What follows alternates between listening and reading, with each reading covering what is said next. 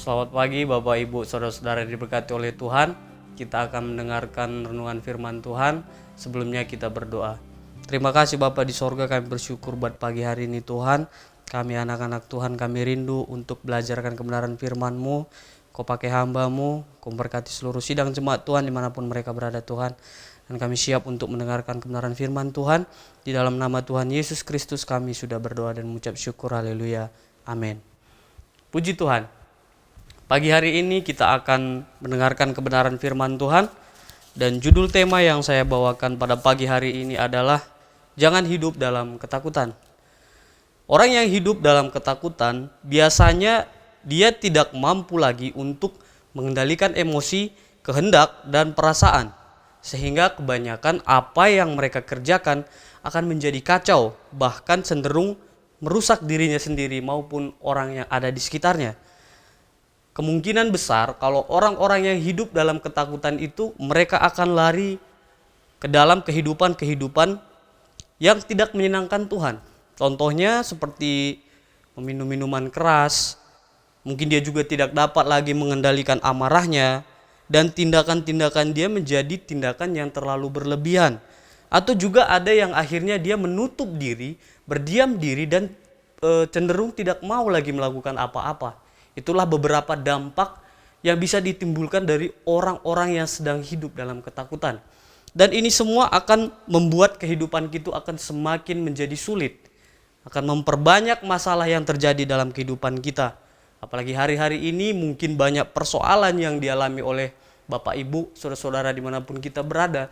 Kita tidak boleh terus hidup dalam ketakutan. Tuhan mengajarkan kita agar kita selalu hidup dalam ketenangan. Ada kekuatan yang akan Tuhan berikan bagi setiap anak-anak Tuhan. Mari kita belajar di dalam kebenaran firman Tuhan yang terdapat di dalam Lukas 22 ayatnya yang ke-42. Demikianlah firman Tuhan. Ya Bapakku, jikalau engkau mau, ambillah cawan ini daripadaku, tetapi bukanlah kehendakku, melainkan kehendak-Mu lah yang terjadi. Di sini kita bisa melihat bagaimana Tuhan Yesus memberikan contoh sebagai anak Tuhan. Dia memberikan teladan bagi kita. Pada waktu itu adalah keadaan di mana keadaan tersulit yang dialami oleh Tuhan Yesus. Sebentar lagi dia akan disalibkan. Nah, disitulah Tuhan Yesus tidak gelisah.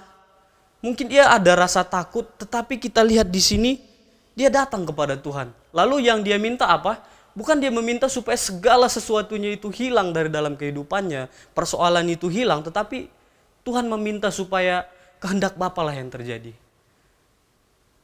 Bagaimana cara hidup kita itu supaya kita itu hidup dalam kedamaian adalah di mana kita meminta supaya apa yang terjadi di dalam kehidupan kita itu bukan keinginan kita sendiri, tetapi biarlah kehendak Bapa yang terjadi. Dan kita akan lihat bagaimana Tuhan Yesus itu mendapatkan kekuatan kembali. Ketika dia meminta supaya kehendak Bapa lah yang terjadi, maka Tuhan mengirimkan malaikat untuk memberikan Tuhan Yesus kekuatan. Saya tidak tahu bagaimana keadaan Tuhan Yesus pada waktu itu, sehingga si penulis ini menggambarkan bahwa Tuhan Yesus itu dalam keadaan ketakutan. Kita lihat di dalam ayat selanjutnya, di dalam ayat 44. Ia sangat ketakutan dan makin bersungguh-sungguh berdoa. Peluhnya menjadi seperti titik-titik darah yang bertetesan ke tanah. Kita tidak tahu bagaimana cara menggambarkan keadaan Tuhan Yesus pada waktu itu. Dia bukan manusia biasa saja, dia adalah Allah. Tetapi di sini menggambarkan bahwa keadaan itu begitu berat. Sehingga Tuhan Yesus menjadi terlihat sangat ketakutan. Ya. Tetapi kita lihat di sini bagaimana waktu Tuhan Yesus itu hidup dalam keadaan tertekan. Di dalam ayat 44, Tuhan Yesus justru semakin bersungguh-sungguh dalam berdoa. Apakah kita mampu untuk melakukan hal itu? Di tengah-tengah ketakutan yang kita alami, kita lalu semakin bersungguh-sungguh kepada Tuhan. Dan itulah yang Tuhan inginkan. Karena tidak ada lagi tempat kita untuk mencari ketenangan di dunia ini. Kita mau mencoba mencari manusia, mereka pun akan hidup dalam keadaan yang sama. Mungkin lebih berat dari keadaan kita. Itulah kenapa kita harus mencari Tuhan. Kita harus hidup dalam kehendak Tuhan. Dan semakin berat tekanan yang kita alami, kita harus semakin bersungguh-sungguh berdoa kepada Tuhan. Bangun persekutuan kita bersama dengan Tuhan. Karena apa yang kita lakukan, kalau kita mengandalkan manusia, kita pasti akan kecewa. Ketakutan kita tidak akan hilang, justru kita akan semakin terpuruk. Kita bisa melihat keadaan sekitar kita, mereka juga mengalami penderitaan. Mereka juga hidup dalam ketakutan. Lalu apakah kita juga akan hidup sama seperti mereka? Tidak. Lihatlah bagaimana Tuhan Yesus melawan ketakutannya itu, dia meminta supaya kehendak Bapa yang terjadi. Dan dia juga semakin bersungguh-sungguh berdoa kepada Tuhan. Seringkali ketika kita hidup dalam keadaan yang takut, ada banyak permasalahan, kita justru bukannya datang kepada Tuhan, justru kita tidak bisa lagi menyembah Tuhan atau berdoa. Itu tidak boleh, saudara-saudaraku.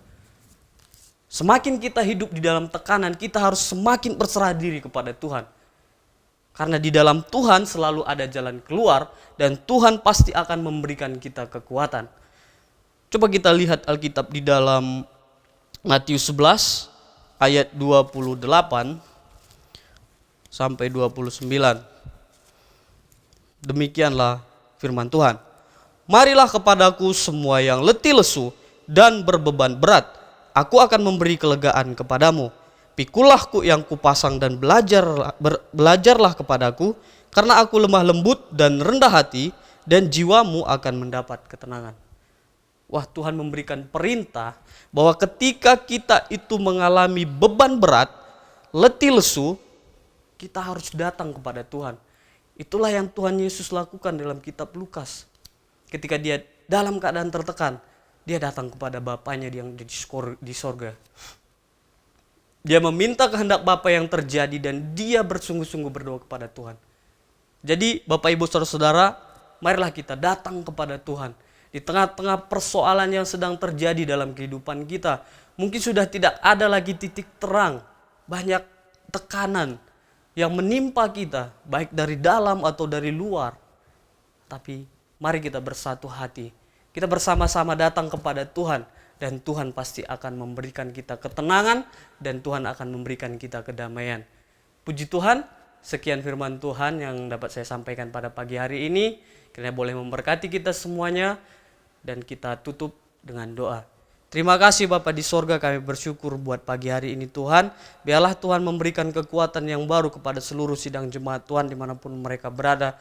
Setiap persoalan yang sedang mereka alami, biar Tuhan ajarlah anak-anak-Mu agar mereka selalu berserah diri kepada Tuhan dan mencari Tuhan sehingga mereka tidak hidup dalam ketakutan. Roh Kudus Tuhan yang memimpin seluruh sidang jemaat Tuhan memberikan kekuatan yang baru Tuhan. Terima kasih Bapa di sorga. Kami bersyukur di dalam nama Tuhan Yesus Kristus kami berdoa. Haleluya, haleluya. Amin.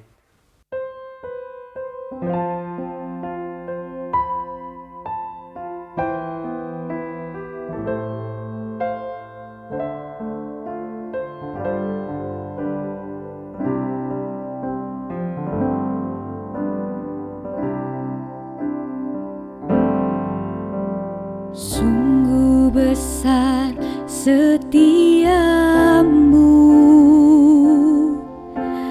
Kau nyatakan bagiku.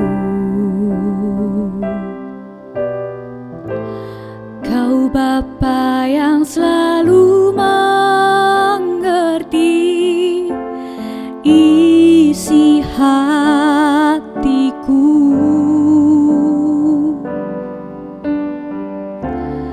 Kemuliaan-Mu Kau janjikan,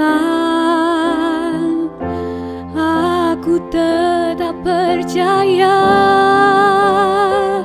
ku percaya janji-Mu ajaib, terukir dalam kehidupanku. Ku berserah di dalam kekuatan-Mu, ku percaya.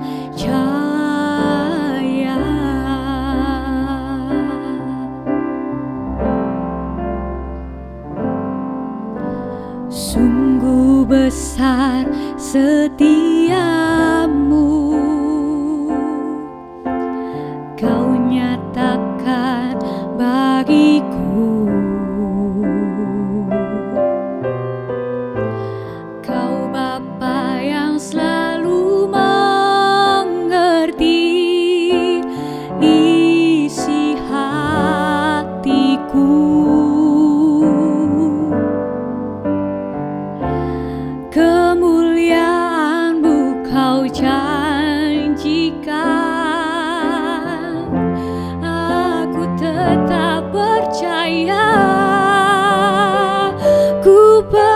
percaya janjimu ajaib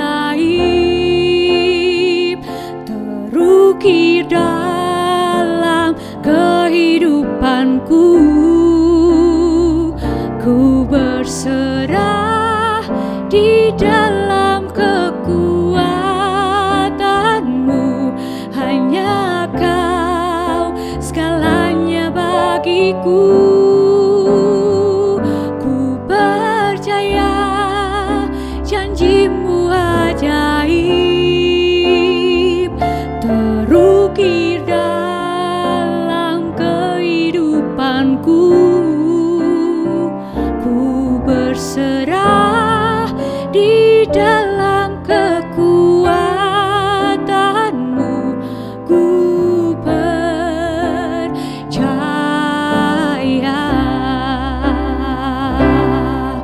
takkan ku takut, takkan ku gentar.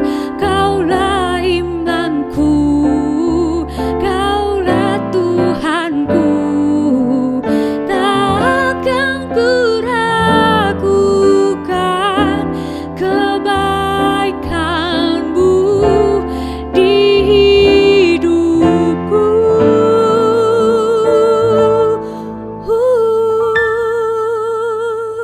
Ku percaya janjimu ajaib terukir dalam kehidupanku. Ku berserah di dalam kekuatanmu, hanya kau segalanya bagiku. Ku percaya janjimu ajaib terukir dalam kehidupanku. Ku berserah di dalam kekuatanmu. Ku percaya, ku berserah di dalam kekuatanmu. Ku percaya, ku berserah di dalam kekuatanmu. Ku percaya.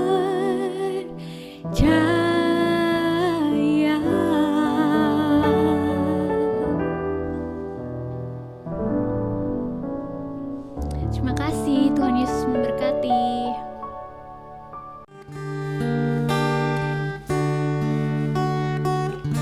Di hadapan tahta ku